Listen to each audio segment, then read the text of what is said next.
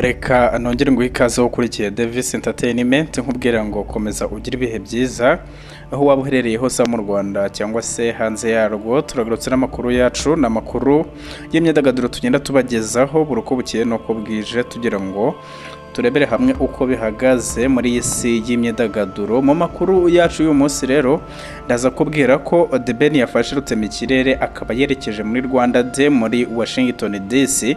Muri aya makuru kandi ndaza kukubwira ko umugore wa The Ben Uwicyeza na Ketia biyongereye mu byamamare biri kubyaza umusaruro urubuga rwa YouTube. Ukaba uribaza rero ukanamenya uko bari kwinjiza aya mafaranga. Muri aya makuru kandi tunyarukiye hanze ndaza kubwira ko Davido yateye intambwe yatewe n'abarimo Wizkid na Rema kuri Billboard. Amakuru arambuye ni mu kanya gato cyane. Reka amakuru yacu tuyahere kuri inkuru ya The Ben ivuga ko yafashe rutema ikirere akerekeza muri Rwanda Day muri Washington DC. Uyu Mugisha Benjamin rero uri mu bahanzi bazasusurutsa abazitabira Rwanda Day muri Washington DC muri Leta Zunze Ubumwe za Amerika yamaze gufata rutema ikirere yerekeza nyine muri Washington DC. Tariki ya 2 ni ya 3 Gashyantare 2024 bizaba ari bicika ku banyarwanda by'umwihariko batuye muri Amerika, aho bazahurira muri Rwanda Day imaze kuba umuyoboro wagutse w'ibisubizo binyuze mu ishoramari ry'igihe gito n'igihe kirekire. Iki gikorwa kimaze kwiyandikishamo abarenga 7,000 nk'uko beruka gutangazwa. Byitezwe ko rero abarenga 5,000 aribo bazabyitabira. Hibandwa rero ku biganiro nyungurana bitekerezo ku iterambere ry'imibereho myiza y'igihugu. Hitezwe kandi ko ibikorwa birimo bishingiye ku mideri n'umuziki bizaherekeza iki gikorwa, by'umwihariko abahanzi bakomeye mu Rwanda bakaba bazasusurutsa abazitabira iki gikorwa.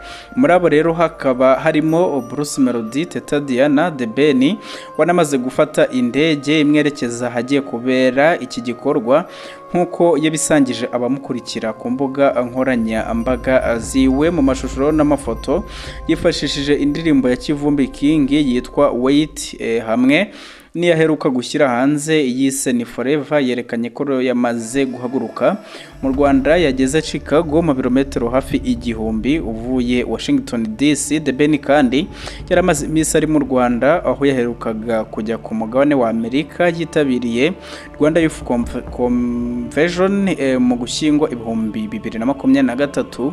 Byitezwe ko rero azagaruka nyuma ya Rwanda Day gukomeza imyiteguro y'igitaramo afite muri Uganda ku munsi w'abakundana wa Severante. Reka amakuru yacu tuyakomereze kuri inkuru y'Uwicyeza na Ketia, aho biyongereye ku mubare wabari kubyaza umusaruro urubuga rwa YouTube. Uwicyeza Pamela rero wamamaye mu marushanwa ya Miss Rwanda na Ketia Kamari uri mu bagize Mackenzie akanaba umuvandimwe wa Miss Nishimwe Naomi, biyongeye ku bandi bari n'abategarugori bakomeje kubyaza umusaruro YouTube. Mu myaka mike ishize inkundura yo gukoresha imbuga nkoranyambaga yarushijeho kwiyongera, ndetse abazikoresha bagamije uburyo bw'ubucuruzi barushaho kuba benshi. Gusa benshi rero wasangaga bibanda ku gukoresha izishyirwaho amashusho mato, ariko izishyirwaho amanini ugasanga ari bake bazikoresha, by'umwihariko abashyiraho ibiganiro bigaruka ku buzima bwabo bwite. Kuri ubu rero bikomeje gufata intera mu byamamare bitandukanye nka Mutesi Jolly, Nishimwe Naomi, Linda Priya, Umukundwa Kadete n'abandi bamaze gufungura inkuta kuri YouTube, aho basangiza abantu ibintu bijyanye n'imibereho yabo ya buri munsi. Abandi rero babishyiraho ibiganiro ubwabo baba batunganije banerekana imbereho inyuranye y'abandi bantu cyangwa se ubwiza bw'u Rwanda. Kuri ubu rero Ketia Kamari na murumuna wa Miss Rwanda 2020 Nishimwe Naomi yongereye kuri abo bakomeje kubyaza umusaruro urubuga rwa YouTube. Mu mashusho ya mbere rero yasangije abamukurikira ku rubuga ruri mu mazina ya Ketia, Mackenzie Ki yavuze ko yabonye izuba ku itariki ya 12 Gashyantare 1996, asaba byifuza rero kuzamukurikirana bakanamuha impano ubwo azaba yuzuza imyaka 28 mu kwezi gutaha. Uwicyeza rero yahishuye ko burya ari we mukuru mu gihe abantu benshi bari bazi ko ari we muto. Yagaragaje ko rero ibintu bitatu yiyiziho ari ubugwaneza, ubuhanga kandi wanamwishingikirizaho mu bihe by'amage. Yavuze ko rero kugeza ubu hari amagambo amugora kuyavuga mu cyongereza nka moruda na strength. Mu bindi rero yagaragaje ko Miss Naomi wo mu muryango wabo ari umuntu ushimishije. Yaneshuye ko rero afite umukunzi ko yisiga amavuta ya vaseline nubwo iyo bibwiye abantu batabyemera. Anavuga ko rero akoresha indimi zirimo Ikinyarwanda, Icyongereza, Igiswahili n'Igifaransa. Uwicyeza Pamela rero umugore wa The Ben nawe yamaze kujya mu mujyi wo kubyaza umusaruro YouTube nubwo atarashyiraho amashusho namwe, gusa abarenga 2,000 bamaze kumukurikira. Nyine no kuvuga ngo bamaze gukora subscribe. Nkuko rero yabigaragaje azajya anyuzaho ubuzima bwe bwa buri munsi. Kuba atarashyiraho amashusho avuga ko ari ukubera ko umufata amashusho yagize ibibazo, ariko mu bihe bya vuba azaba yamaze kubagezaho bimwe mu byo yabateguriye. Uwicyeza Pamela rero aritegura nawe gutangira gusangiza bamukurikira bimwe mu bihe by'ingenzi ku buzima bwe bwa buri munsi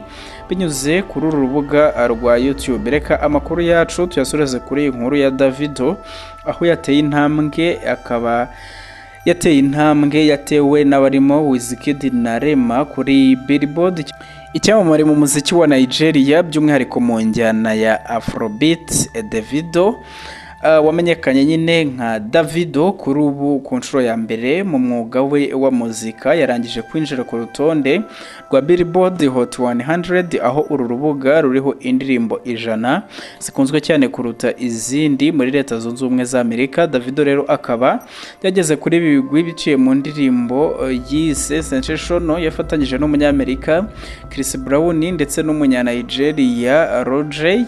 Yaba Davido rero ndetse n'uyu Roger ni inshuro ya mbere bagaragaye kuri uru rutonde. Nk'uko rero byatangajwe kuri uyu wa mbere n'urubuga rwa Billboard rubinyujije ku rubuga rwabo rwa X. Indirimbo ya Davido ikaba iri ku mwanya wa 96 muri iki cyumweru. Indirimbo Sensational rero ikaba ije kuri uyu mwanya nyuma yuko yaramaze ibyumweru bitatu ku mwanya wa mbere ku rutonde rwa Billboard. Davido rero na Roger kuri ubu bakaba biyongereye ku bandi bahanzi bo muri Nigeria baje kuri urutonde rwa US Billboard Hot 100 mu myaka yashize, barimo Wizkid, Burna Boy, Team C, Rena, CK ndetse na Fireboy DMR. Reka nkubwire ngo rero wabanye natwe muri aya makuru y'uyu munsi.